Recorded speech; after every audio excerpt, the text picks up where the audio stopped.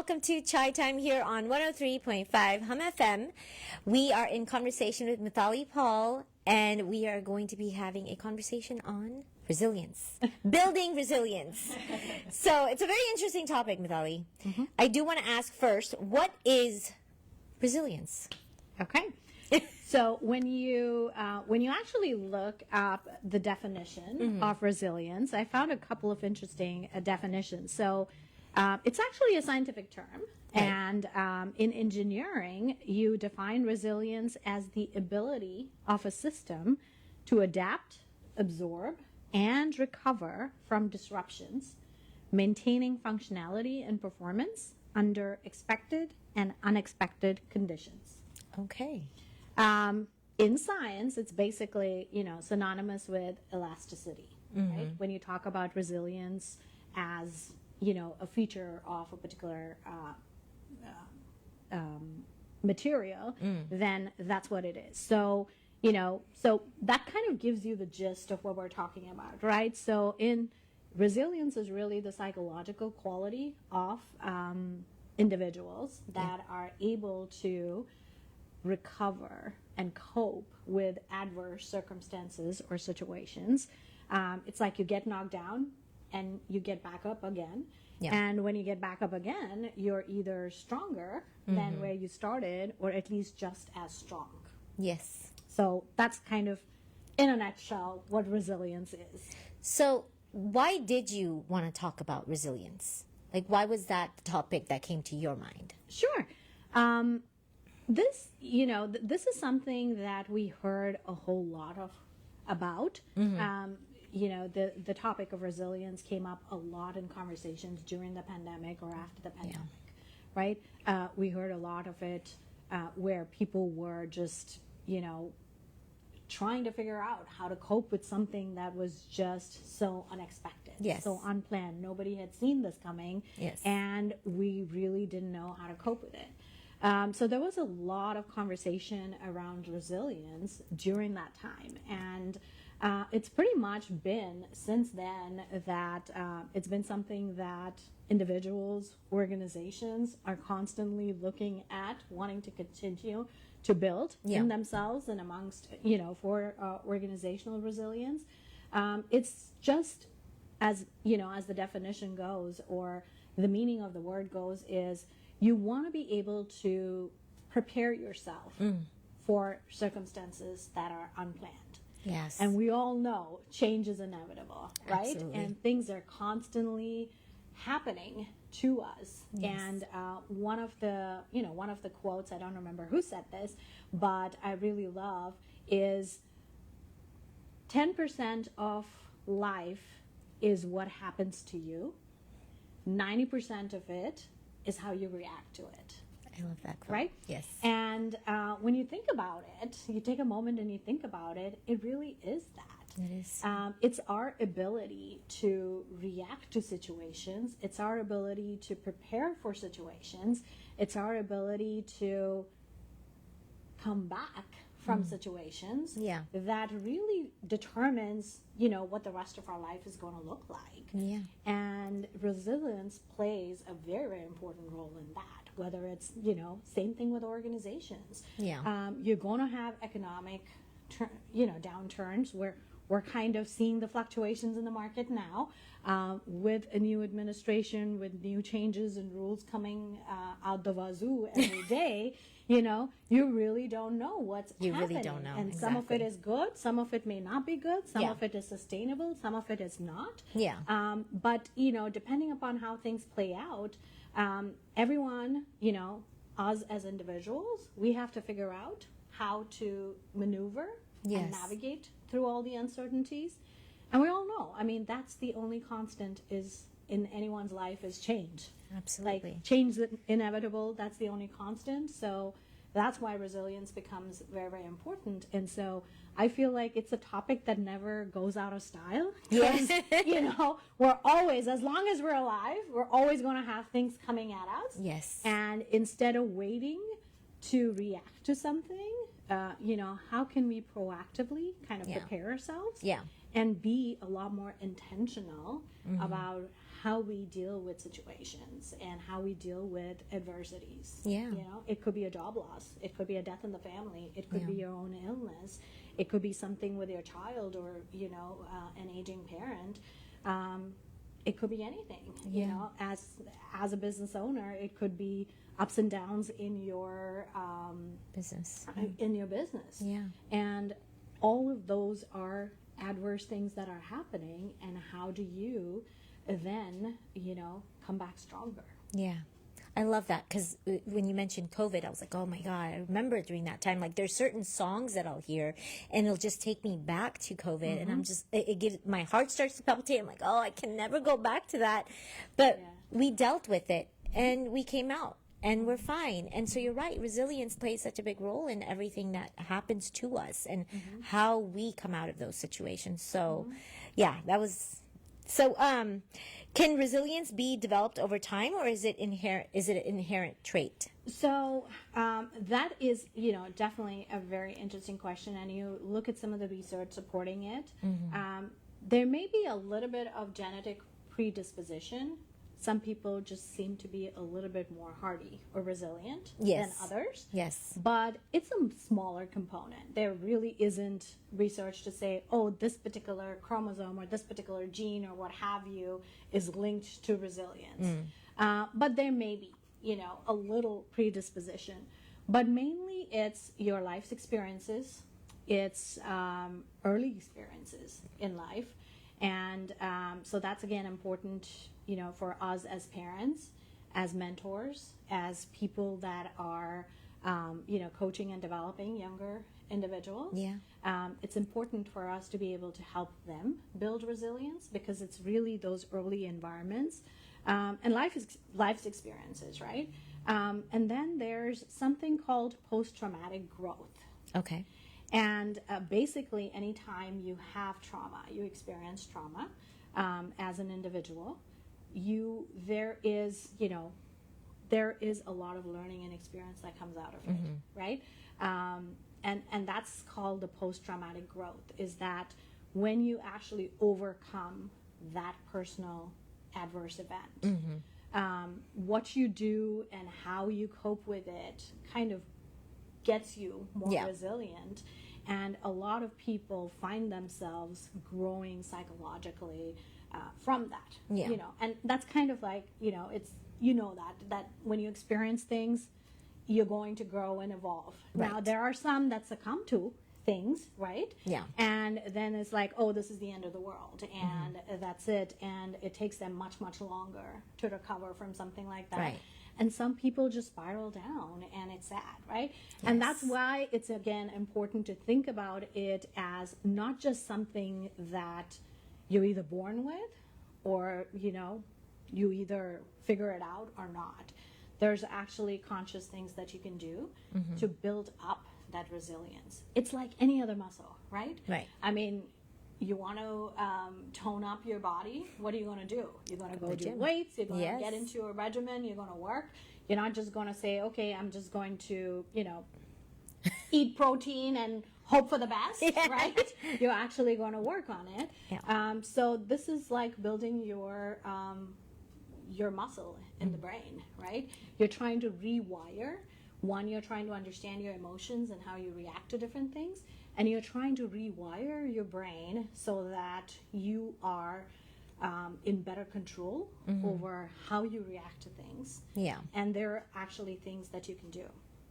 So one of the analogies that I like when you hear about resilience is, and it's an overused analogy, so I'll give you one that I actually prefer over that. Okay. It's the rubber band analogy. Okay. Where it's like, you know, a very simple explanation that early on when we started talking about resilience a few years ago, people would use the rubber band analogy, where it's like your ability to just bounce back. When you stretch a rubber band, what happens? When you leave it, it bounces right back to the same shape. Right. You can mold it, you can use it for different things, but when you leave it, you know, it always comes back to its original, right?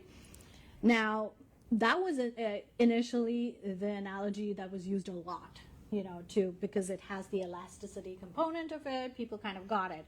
You know, what's resilience? You bounce back like a rubber band, right? But then you think about it, and as more research was done into resilience, people started looking at what happens when you keep stretching a rubber band. Eventually breaks. It snaps, right? And that's what happens, with resilience too, is that if you don't, so even resilience has a limit. It's not like, okay, this person, and we all do it. We do it with our kids. We do it with our employees. Yeah. Oh, this person can take it. They can take the stress, We have a tight deadline and we have something that we need to get done. I'm like, I know Sasha's going to get it done, right? Because she always gets it done. But nobody knows, does Sasha actually have the capability, and is she, is her plate so full that last assignment or that last responsibility is going to make you snap, right? You stretch the rubber band so much that it's going to snap. So a better analogy is the ball, okay? Okay. So when you bounce a ball, right, you hit it on the floor, it bounces back, yes. right? Now, the whole concept of resilience is you try to get back to where you were, or with post-traumatic growth, you actually get higher, or you're better than what you were past that experience. And that's why I really like, because with the rubber band, it always goes back to the thing, and then if you stretch it too much, it's going to snap. But with the ball analogy, what happens when you use a little bit more force to the ball? When you're slamming it, it goes higher, right? So that actually shows you, it's a much better demonstration. I like that better. Resilience. Yes. Because it's like the harder the situation is, the more pressure you have on that individual, that situation, you're going to bounce back higher. I love or that. Or at least you'll bounce back to where you were. Yeah. But, you have the ability to bounce back higher. So that ball analogy is stuck with me, and I'm like, I love that. I like that better than, the I don't want anyone to snap. I don't want to snap. No, snapping just doesn't sound right. It could be taken in so many different ways. Yeah. But but the other thing, when you talk about, is it something that can be developed? I mean, yes. And then there's different types of resilience as well. And it just depends upon, obviously, the circumstances and the people. So again, talking about analogies, there's 3 types of resilience. Okay. You have the rock. Okay. Then you have the dandelion. Okay. And then you have the steel spring. Okay. I read this paper on these 3, and it was beautifully put together, right? So it kind of demonstrates and helps you understand like the different types of resilience, and also a little bit of the environmental factors. Okay. So when you picture a rock, what do you think? Hard. Steady. Yeah. Like, no movement. Unmovable. Yes. Right? So there's that kind of resilience, right? That quality where no matter what, the person's going to be strong and steady. And sometimes you have people like that where like, whatever happens, this person's going to be unmovable. They're going to conquer whatever comes their way. I love right? it. Okay. There's that. So, but in terms of the rock-like resilience, no matter your surroundings or the environment, you're still going to be that strong. You take a rock and you put it in sand, or you put it in gravel, or you put it on concrete, it's still going to stay the same. It's going to maintain the same quality. Yeah. Right? And it doesn't matter what environment it's in, it still has those intrinsic properties. Yeah. Right? So there's that kind of resilience where, you're just built strong, or you're not going to get impacted by the environment around you. Okay? Then you have the dandelion. What do you think about the dandelion? Flowy. Yeah, right? Yeah. Also, it can grow anywhere. True.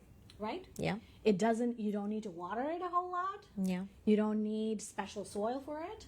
It'll grow by the roadside. It'll grow anywhere. Yeah. You see it growing from cracks in concrete. Yes. Right? What happens when you have a strong gust of wind? What does the dandelion do? Flies away. Flies away, or sways. Sways, exactly. Yes. But it stays rooted to the ground. It does. Right? True. The actual plant. Yes. So, again, it knows how to adapt to different environments. Okay? It's not strong like a rock, right? But it has the ability to adapt to different environments. And as the environment changes, it does different things, right? So if the strong gust of wind, instead of trying to hold up there where it may snap, it goes with the wind. Ways. But it's still strongly rooted, Yes. you know? But it's adapting to the environment. And then you have the steel spring analogy, which is, you know, a third component of resilience, or a third type of resilience is, that's where it's like you're strong, you're sturdy, but under pressure, you can, you know, compress it. Yes. But then it just bounces back to its original shape. So it's tensile, you know, it's got that property of being strong. Not like a rock, okay? But not gentle like the dandelion. Right? There's a Japanese proverb for similar to the dandelion comparison is a willow. Like, what does a willow do? You know? When there's a strong gust of wind, it sways, but it's always, you know, strong. It's not like an oak tree or something where, you know, it gets, if there's a hurricane, then the tree, because it's so sturdy, is just going to get uprooted. But a willow is just going to sway with the wind. So, you know, kind of similar to the dandelion. So the steel spring is kind of a little bit of a combination of, you have that grit, you have that resilience, you have the strength in you, but you also have the ability to, you know, bounce back and adapt to environment. And when there's stress, you're, you know, it gets compressed, but once that stressful environment is released, then it just bounces back to its original. I love those analogies. That is such a great way to put it, and like you understand it better. So, what strategies do you recommend for enhancing personal resilience? In terms of strategies, just like a lot of things that we talk about, right? One of the most important things is the environment. It's the environment that we find ourselves in. Sometimes you don't have a choice, right, of the environment that we find ourselves in, and sometimes we do, right? So having that social support system is always important. Yes. And anytime we talk about, you know, mental health or psychological health or what have you, or wellness or well-being, we are social animals, right? Humans are social animals. Truly. And we feed off of that very, very important aspect of our lives. Yes. And so, you know, having a good support network around you, whether it's your family, whether it's your friends, and then when you talk about a work environment, having that supportive work environment is important, because, you know, when you're going through a tough situation, knowing that, one, you can make mistakes, two, there are people that you can count on, right?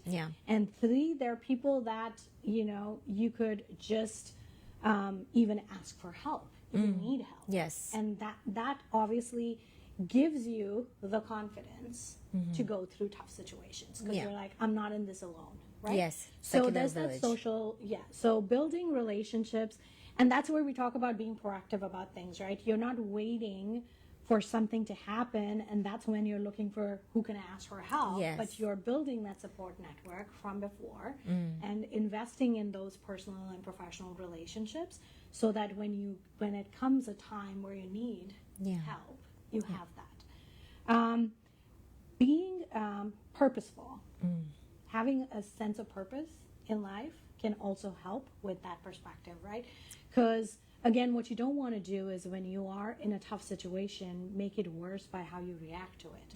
You know, why is this happening to me? And you know, why me, and why not somebody else, and what have I done? And we tend to internalize a lot of that, right? You may get a diagnosis of a bad illness, and the first question is, why me? Right? Or the question is, what did I do wrong? Right? Why is this happening to me? And those reactions are natural. I mean, you know, but how quickly we come out of that mindset and think about, you know, fine, it's happening. It's happening to me. I don't like it.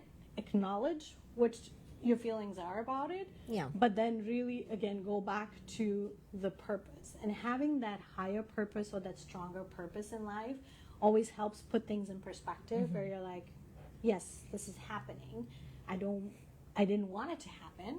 Yeah. But now that we're here, how do I overcome this? Yes. And how do I go? So having goals and setting small goals for yourself. And think about it. You lose a parent. I mean, that is not something that anyone can come back from, right? But the only thing that you can do is, again, think about what good can come out of this. And I'll give you an example. I was at this, so April is organ donation month.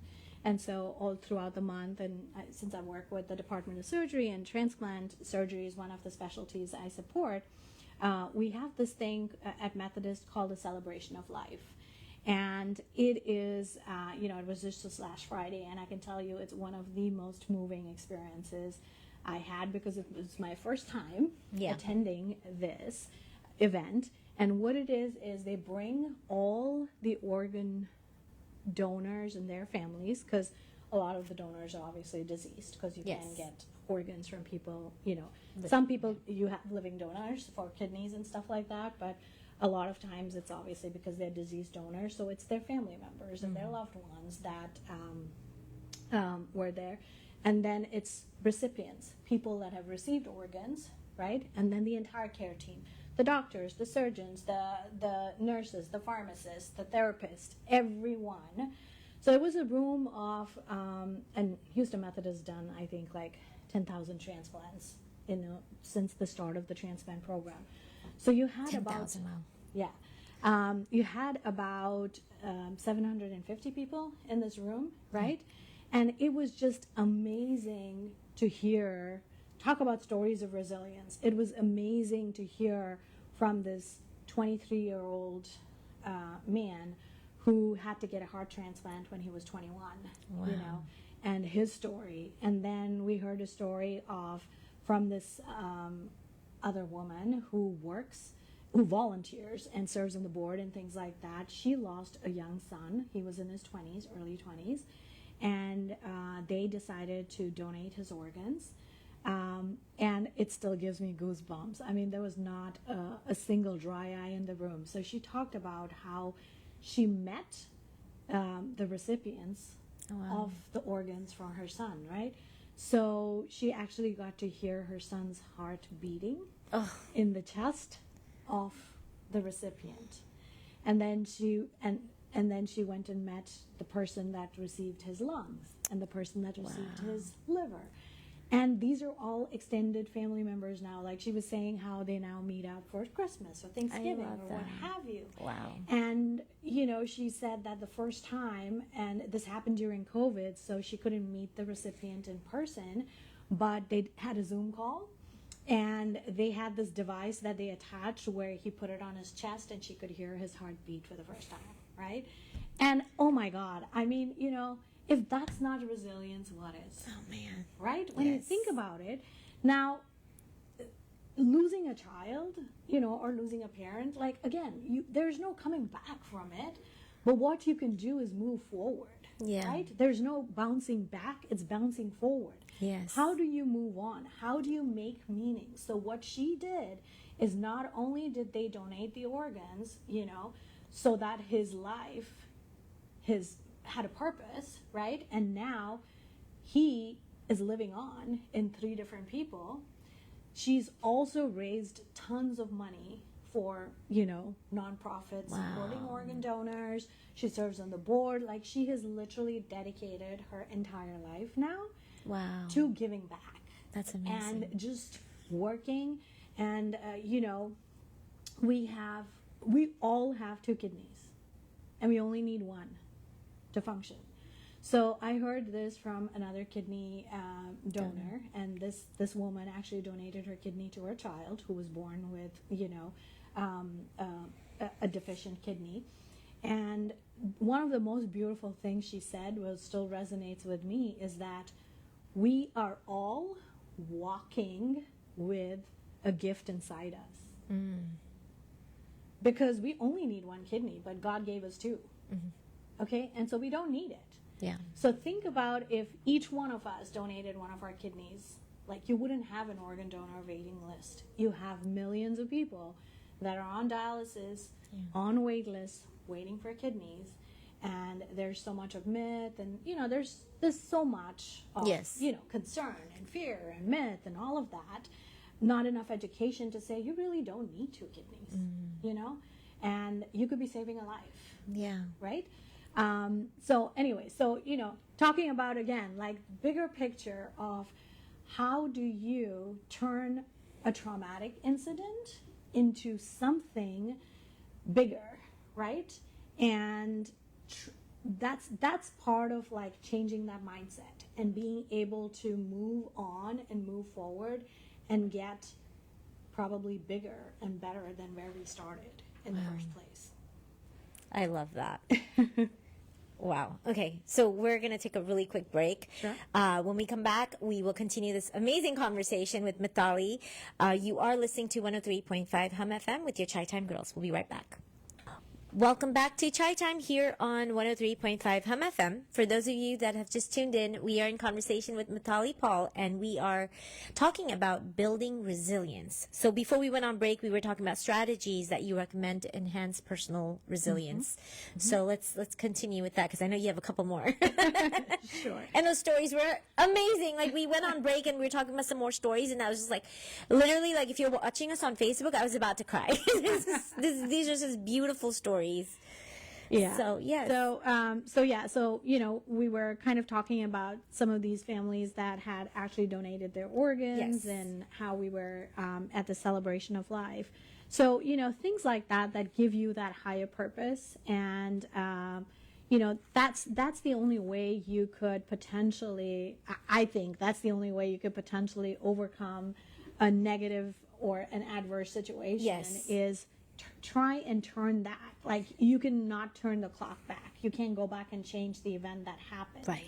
If it's a loss or what have you. But how do you move on from there and turn it into something bigger than just you? And don't let that tragedy be a defining moment in your life for downfall, but really be a defining moment in your life where that's how you get that post-traumatic growth is what good can I make coming out of this, right? Yes. And that has to be very, very intentional, because our natural responses to something bad happening to us is negative emotions, right? Sense of hopelessness, sense of anxiety, anger, fear, all these questions like, why me? And what have I done? Yes. And what could I have done differently?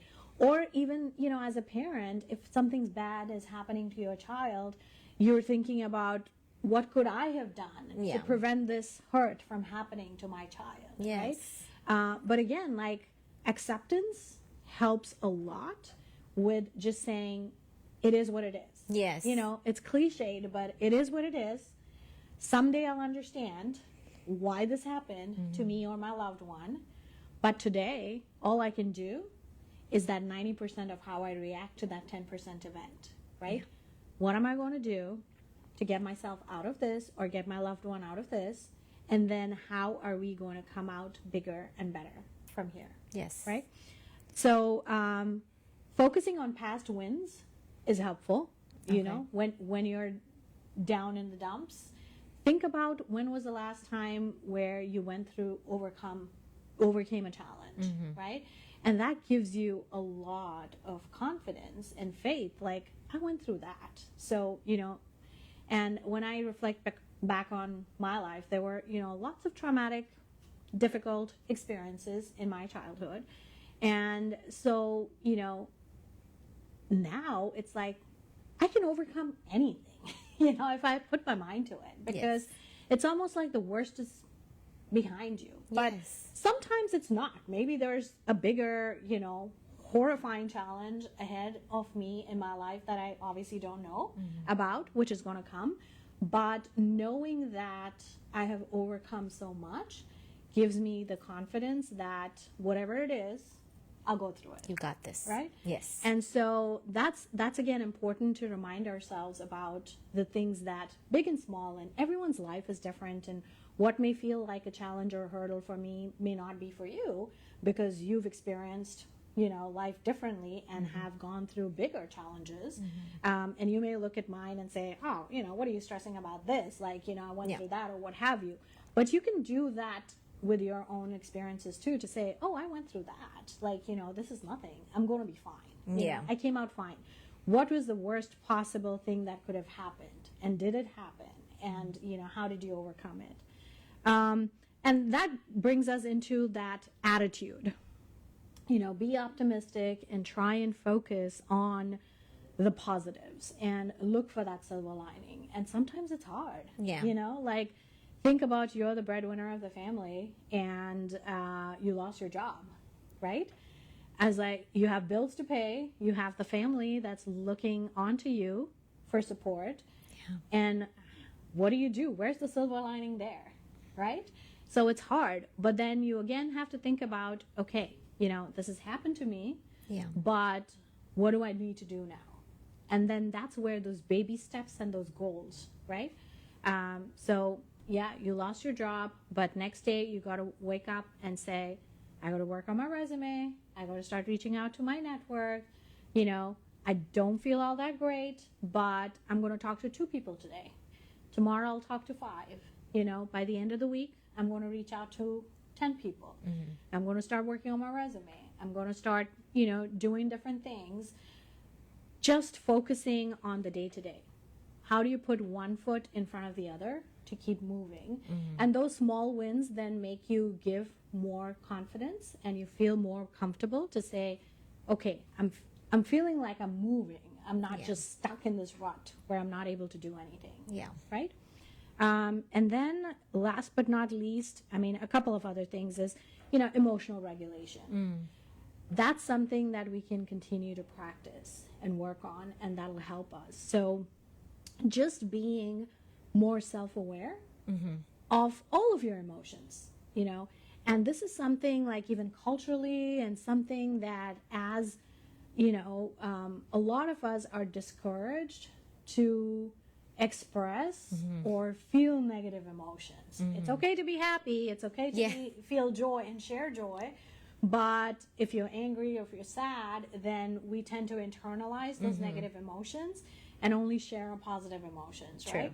Sometimes we don't even want to acknowledge the emotions that we're experiencing. And to be better at regulating emotions, the first step is always self-awareness and acceptance and understanding. Like, yes, I'm feeling hopeless right now. I'm feeling angry. I'm feeling frustrated. I'm feeling hopeless. And that's fine. Sit with that emotion for a moment. Don't let it consume you. Because when we brush it away and we don't acknowledge it, then guess what? It stays in our subconscious, right? And that's the biggest thing about mindfulness. And I've been taking these mindfulness classes, and I've been trying to work on this. It's very challenging, you know, because I am a super multitasker, right? I'm never doing one thing. There's always 3 things that I'm doing at the same time. And I've taken pride in my ability to do that. But I also realize I've done it for so long that it is almost at a point where I can't focus on one thing anymore. You know?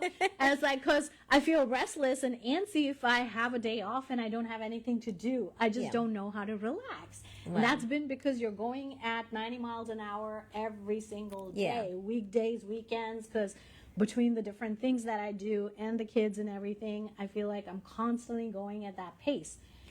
And it worked fine for the first 40 years of my life. You know, now that I'm getting older, I realize I need to start pacing myself.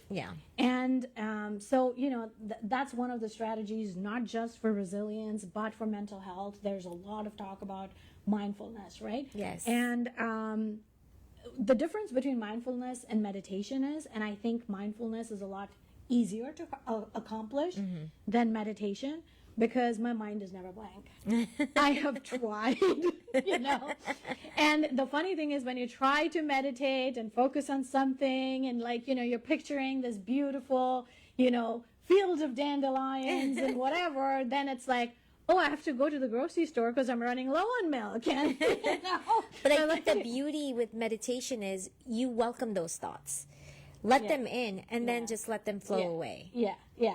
And so with mindfulness, it's a little easier because they're saying like, the whole mindfulness practice is being present in the moment. Yes. With intention and with no judgment, right? That's John Kabat-Zinn's definition of mindfulness.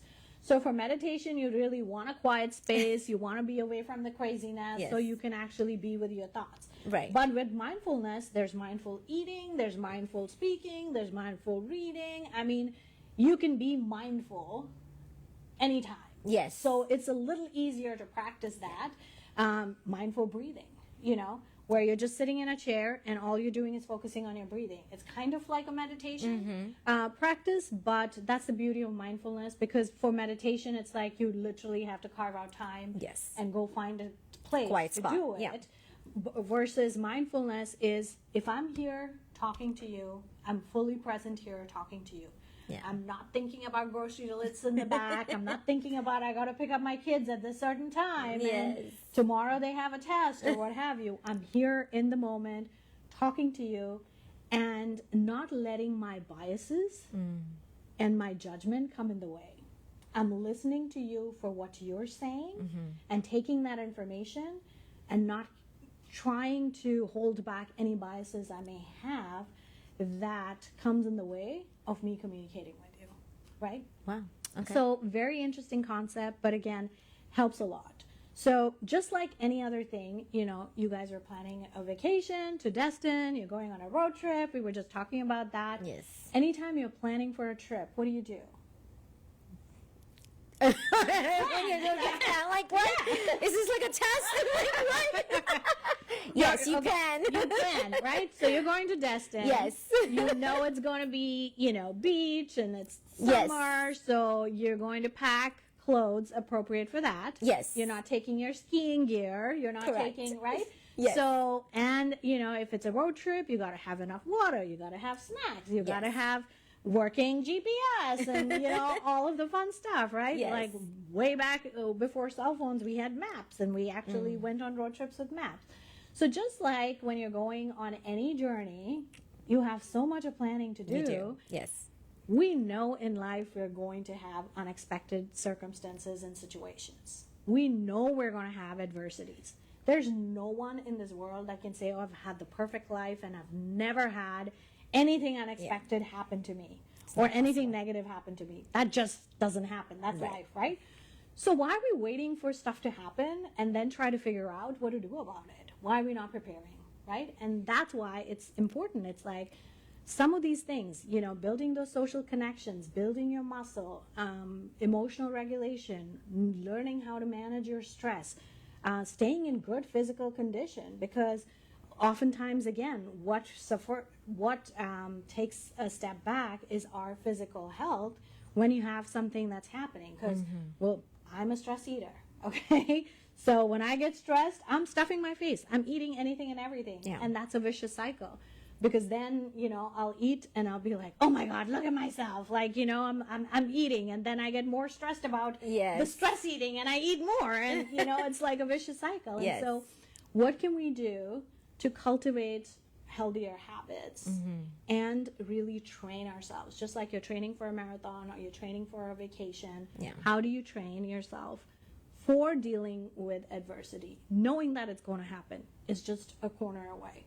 It could be 5 months, could be 5 years, could be 15 years from now. You never know. But how can we stay ready for it? These are some of the things that we want to keep doing. I took mindful from that for sure. To be more mindful. Yes. Yeah. Yes, it is. And especially in this day and age, I was at a conference and they were talking about human attention span now is less than that of a goldfish. Oh, wow. A goldfish, you know what an attention span for a goldfish is? But I'm 10 assuming seconds. not. Okay, yeah. For humans, it's 7 seconds now. And this is like scientific research. So we can't hold our attention on anything more than 7 seconds. We're worse than a goldfish. That's really sad. Because growing up, you always talked about don't want to be a goldfish, right? Yeah. But sometimes you also say be a goldfish, because then in 10 seconds you reset and you forget about, things that have happened, and you can stay positive. But when that's how much, and I think there's this other, like, I love data and facts, right? So there's this other piece of data, like in a minute, there's about, it's something ridiculous, like, no, in a second, there's 40,000 pieces of stimuli that our brain is receiving. Wow. Okay? So it could be like there's someone who's talking to you, you have something on your phone. I mean, and all these subconscious memories of things, conversations that have happened, images and things like that. So in a second, you have those many thousands of data points that are in your brain. Okay?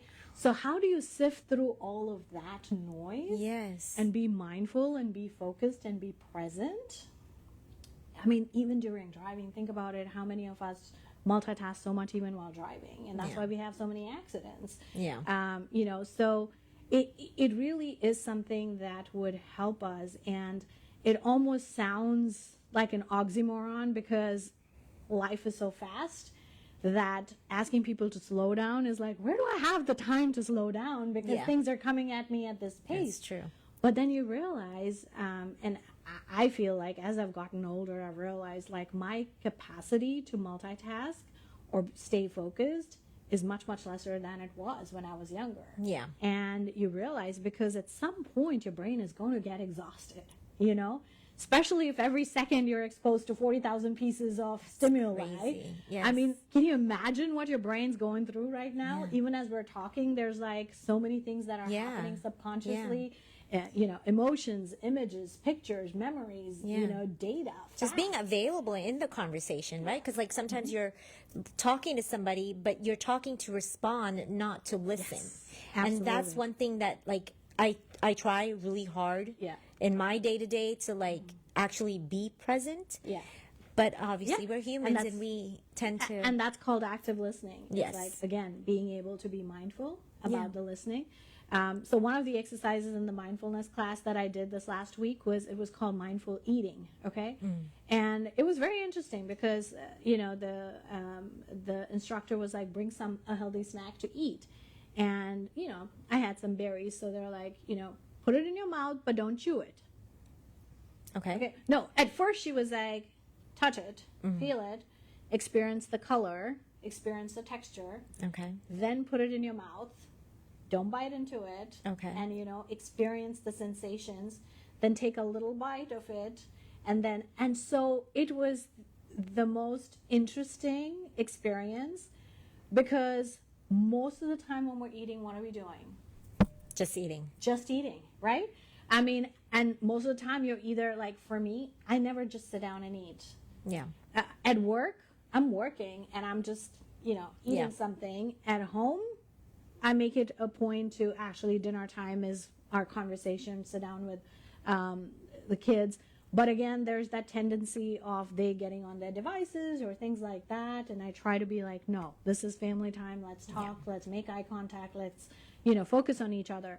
But again, we're not focusing on the food. We're probably focusing on the conversation or what have you, but not really experiencing the food. Yeah. And when you put everything aside and all you're doing is focusing on eating, you could actually taste the food. And, and then she was asking everybody else, like, what do you feel? And they're like, I never realized the flavor of the blueberry because half of the time you're 2 bites and you've swallowed it. You haven't even fully enjoyed it. And so it was just a very, very interesting experience. I'm going to do this today. I'm going to go home, I'm going to grab a blueberry, and I'm going to actually experience it fully. Sasha will be like slow motion eating, and our family will be like, what's going on with you? Why are you taking an hour? I was like, I'm experiencing the blueberry today. Exactly. That is exactly what I'm going to do. I'm going to mindfully eat. Yes. But, I mean, it was fascinating. Same thing about mindful breathing. It was a very, good exercise where you're just sitting on the chair and just focusing on your breathing. And, actually do that. Good. Yeah, so I have That's this an app that excellent I practice. follow, and I actually have started doing that in the past week, Mm-hmm. and it makes you feel different because I'm actually focusing on my breathing as opposed to just breathing. Yeah, and breathing is one of the most common things that we take for granted, right? Because we have to never consciously think about breathing. So it's one of the things that we take for granted all the time. Yeah. And so when you pause and sit and think about it and actually focus on it, it really calms you down. It does. It truly does. And it's a natural body rhythm that you have. You don't, again, you don't need tools and fancy things for some of these practices. It's just, you're using your own body to do that. Yeah. There's another technique called body scanning, which is also like sometimes you'll do it in meditation also, but body scanning is where, again, you're just very, very mindful of your body, okay? And you may be sitting or lying down or standing or whatever, or even walking, but just focusing and internally on yourself and just doing a scan, like, how's my head feeling? How are my neck muscles feeling? How are my shoulders feeling? And just doing, like, literally the term body scanning is you're going from head to toe, just scanning and just seeing, like, what are the emotions? Sometimes you feel some tingling. Sometimes you'll feel some tension in the muscles and things like that. And you don't realize you're stressed about something. You're walking to a meeting and you realize you're scrunched up. Yeah. And then by the end of the day, your back's hurting like crazy, but you didn't even realize that it was your posture. But in the moment, because you scanned your body, you're like, you know what? I shouldn't be so tensed. Yeah. My shoulder or my neck muscles, I'm carrying all my stress there. And that's true for me. When I get stressed, that's usually where your shoulders I carry is my neck and my back, right? And so I end up with back issues. If I don't go for my monthly massage, like I actually end up in debilitating, back pain and stuff like that. But again, that body scanning, instead of waiting till the end of the day, where you're like, oh, I'm hurting because I was standing for so many hours and I didn't stretch or this or that. But when you're body scanning a couple times a day, in the moment you're able to catch and say, you know what, I need to do this or that. Or sometimes you're just even just being mindful of the emotions that you're going through. And then it prepares you for things too. If you're going to have a difficult conversation with your partner or your spouse or at work, and you already know that you're feeling anxious and sad about something else that happened at home, now you're aware of it, and you know that you may be a little biased or emotional in the conversation, so you can be intentional about, do I need to have this conversation now, or can I, wait, or how do I manage my own emotions to be able to, do a better job and get the outcome that I need. So all that kind of ties back into how you can be more resilient. I love it. That's why, companies and organizations are, giving more time off for people to do different things. Earlier you earned the stripes by not using your vacation days. Like, the more number of hours you put in, you didn't take time off, you were the ideal employee. But now it's like people are forced to take their vacation time because we know that that's how. It's not about just pushing yourself beyond the limits. You're going to snap like that rubber band. You have to be able to take time off, do things, have wellness practices. A lot of organizations are building that into where you have gyms and you have, meditation and mindfulness practices. A lot of this mindfulness stuff I was telling you about, I'm doing it at work. Like it's, That's Methodist amazing. has these classes and you sign up for it and you take 15 minutes or 30 minutes of your break time, and you're doing it at your desk or online, and there's obviously benefits of it, and that's why. And then creating, like the psychological safety and environment, and same thing for kids. Like, how can you cultivate this in kids? Is model those behaviors, teach your kids that you can actually prepare yourself for difficult situations. And no matter the preparation, the emotions are going to be there. Something happens in life, you're not going to be like, yay, I just got a diagnosis of, cancer or whatever. You're going to feel crappy about whatever life, whatever curveballs It's how you handle it. Right? It's just about, okay, now that's happening, I'm going to sit with the feelings and give myself grace, but then at the same time, what am I going to do and how do I overcome that? and our kids learn from it, right? Yes. And we talked at the beginning of the show that early life experiences are very, very important. So again, it's important for us to be able to gear the younger generations, because with AI, with everything else that's happening, the world outside is changing at such a rapid pace.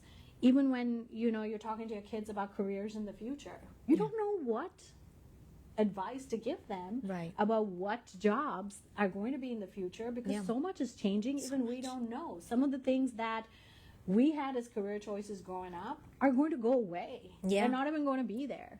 So how do you then prepare your kids or the younger generations to be resilient, to adapt, to be flexible, to be able to do whatever is going to come their way and overcome those challenges?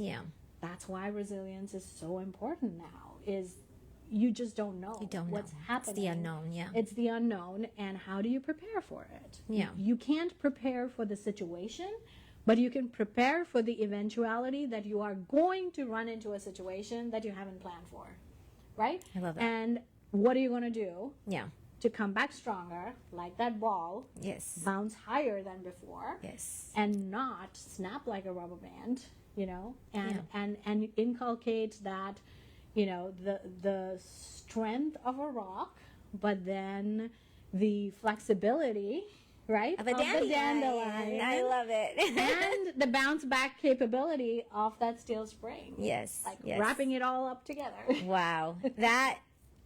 The way that you have explained resilience, building resilience, and given us the tools is definitely, I'm going to use it in my own personal life. And I think these things, and I'm sure our listeners have definitely enjoyed this conversation, because I know I have. So thank you so much. I can't believe the time is already over.